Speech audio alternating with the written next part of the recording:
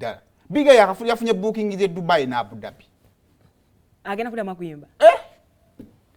biga buli kimu kijja amakampani gatandise okwendoosinga biga ekitegeeza tusuubireyo hit ne concert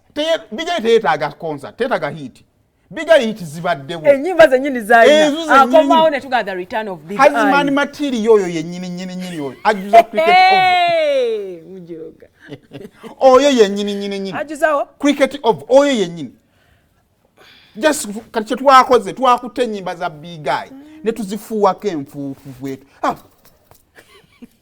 era olunaku olwanyamwamu akolabo tukole remix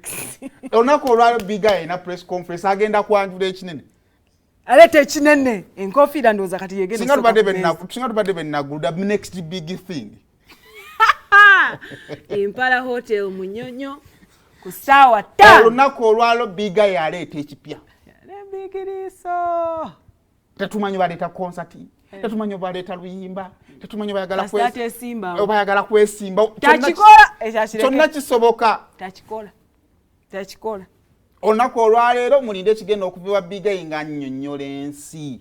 kikyazaako oluvannyuma lw'okugimutikkira 7th January 2024 Dubai, 8th January 2024 Abu Dhabi. Ochiraba, just recognition. I can't believe that all my songs are now new everywhere. Yeah, I'm speechless.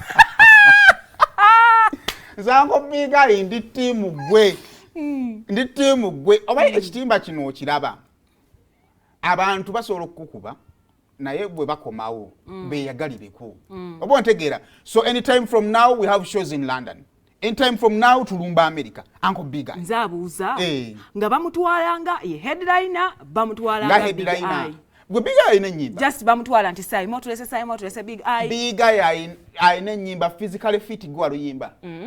Hazimani Matiyo gwa luyimba nedda tata sura indicator ni gwa luyimba nedda sewo infamu gwa luyimba hit ku hit kati yazikubyeko enfuufu kati ate ngeri na the principal gye yamuwanzeeko eddusu asobola n'okuyimbeza principal nga bonus ate yezza aziyimbirawa ng'akwala kyale ngaawo ng'amuyibwamu ng'amukuba mu bantu ng'agenda mukuba live ng'agenda just tofaayo twatwaleko omuntu yategeka ekivulu n'atakuba live abantu ne basanyuka kati live tekyali nsonga tekyali nsonga yakunyumyako wama bigiriiso tugenda kujja eyo nno y'ensonga tuzaako kyawo bakuŋŋambire